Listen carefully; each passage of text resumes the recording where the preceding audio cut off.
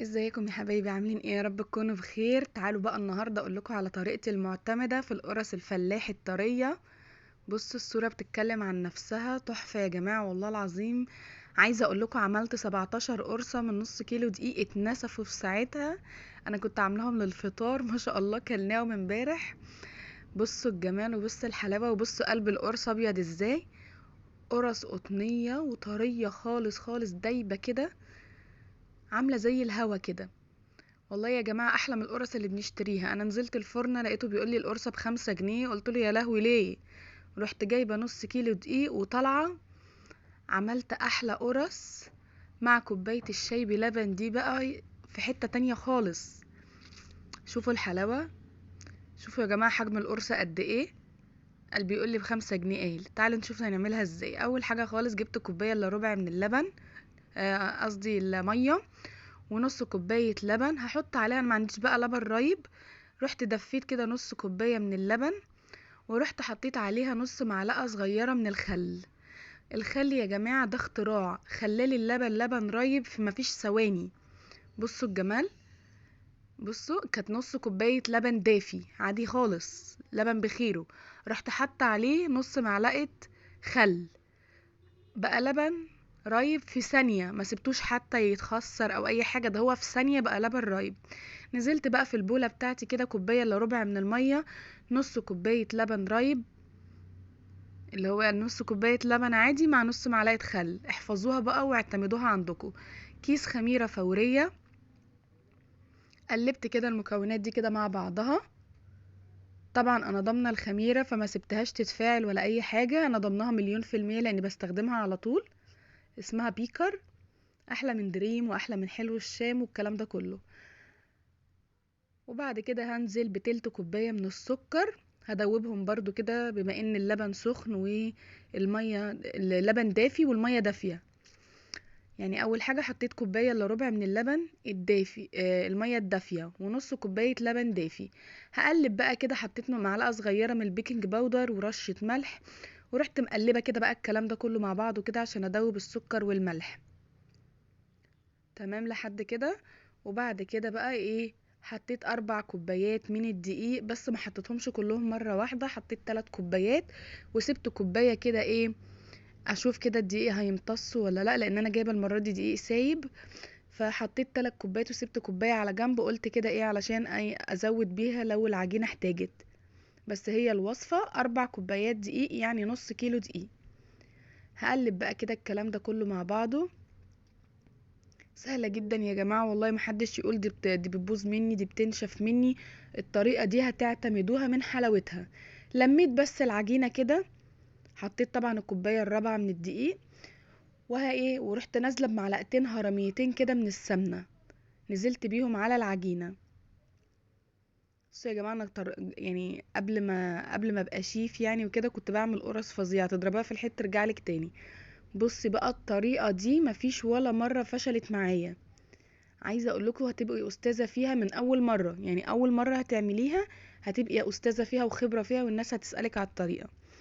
وهنزل بمعلقتين زيت بقى، واكمل عجن عجن بالشكل ده لحد ما تلاقي العجينه معاكي كده بقت ناعمه وما بتتقطعش منك. اول ما تبقى ما تتقطعش، اول ما تبطل تتقطع تعرفي كده ان هي بقت تمام وجاهزه ان انت تسيبيها تخمر. سبتها بقى تخمر ساعه، وبعد كده جبت صينيه فرشتها كده بالزيت. بصوا خمرت حاجه بسيطه يعني، لان الجو ساقعه والخميره بتشتغل ببطء فظيع. بصوا بقى العجينه عامله ازاي. العجينه عامله كده زي ايه، مش عارفه، انا كنت خايفه عليها، كنت ماسكاها من كتر ما هي ناعمه، كانت تحفه. مسكت بقى كده قعدت اكور فيها كده، عملت كور كور. دي القرص الساده. وهعمل دلوقتي قرص بعجوه. كنت عامله العجوه معاكم بقى انا، وهتلاقوا طريقتها عندي على الصفحه. جبت حته كده صغيره من العجوه ورحت قافله عليها بالشكل ده، وهسيبها ترتاح نص ساعة كمان لحد ما يتضاعف حجمها. دول برضو هعملهم عجوة. عملت عجوة، قرص عجوة وسكر وقرص سادة. عملت 3 انواع من القرص بنص كيلو دقيق، 17 قرصة يا جماعة بنص كيلو دقيق فقط. نص كيلو دقيق وكوباية لبن، يعني عشان نبقى بس بنتكلم بصراحة. يعني نص كوباية لبن دي ولا حاجة اصلا، يعني اللي في الفرن اصلا مستحيل يكونوا بيعملوها باللبن. لا ده احنا عملناه باللبن وريبناه كمان بنص معلقة الخل. وحشيتها عجوة وسكر وسادة. ومكانش عندي سمسم بقى للأسف، سبتها ترتاح نص ساعة. بصوا تضاعف حجمها ازاي. ورحت جايبة بقى صينية تانية، جبت بقى الصواني بتاعتي ودهنتها كده بالسمنة بسيط خالص، عشان طبعا دي ألمونيا وعشان العجين ما يلزقش فيها، لان ما فيهاش مواد دهنية كتير، يعني فيها معلقتين سمنة بس. هبتدي بقى ايه، احط الكورة دي كده في الصينية واضغط عليها بايديا كده، ولا بقى بنشابة ولا باي حاجة. هتفرديها بصوابعك كده بالراحة، وما تبقاش رقيقة قوي برضو، يعني عشان دي قرص لازم تكون طرية، فلو رققناها قوي هتنشف. هبططها بقى كده بالشكل ده وهسيبها ترتاح نص ساعة كمان. كل ما تسيب العجين يرتاح كل ما يطلع معاكي انجح. يعني كده انا سبتها خمرة ساعة، ونص ساعة بعد ما كورتها، ونص ساعة بعد ما فردتها، يعني ساعتين.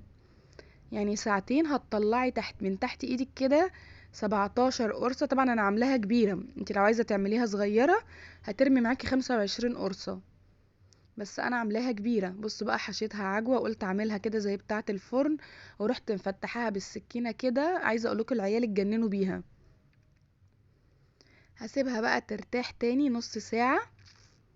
بص اللي بالعجوة كانت خطيرة يا جماعة. اول ما دخلت الفرن بقى لقيتها ما شاء الله قبت كده، وطلعت معايا باللون الذهبي الجميل ده. يا دوبك بس ايه، ولعت عليها الشواية ثانية واحدة وخدت اللون الجميل ده. وطرية طرية طرية الى اقصى حد. يعني عايزة اقول لكم ان هي عاملة من جوه زي القطنة كده، وانتوا شفتوها في اول الفيديو. بصوا بقى اللون وبصوا الجمال بقى. فظيعة يا جماعة والله بجد، اللي مجربهاش فايته كتير قوي. اعتمدوا طريقتي في القرص الفلاحي ومش هتندموا. بسطتها لكم جدا وعملتها بطريقة سهلة وسلسة، وخلصت معايا والله في مفيش، يعني يا دوبك هي ساعتين التخمير بس، لكن المكونات حطيتها كلها على بعضها وسبتها تخمر، يعني ما تعبتنيش. هنعيد المكونات تاني. كوباية الا ربع من المية الدافية، نص كوباية لبن دافي حطيت عليه نص معلقة خل، وهنزل بالكلام ده كده في البولة، وهحط عليه تلت كوباية من السكر، وكيس خميرة فورية، نص معلقة صغيرة من الملح، معلقة صغيرة بيكنج باودر، ونقلب الكلام ده كله. واربع كوبايات من الدقيق نزلتهم بالتدريج، وبس على كده عجنتهم بمعلقتين سمنة معلقتين زيت، وطلعت معايا بالجمال ده. جربوها وهتدعولي، وما تنسوش اللايك والشير والمتابعة، وشكرا ليكم.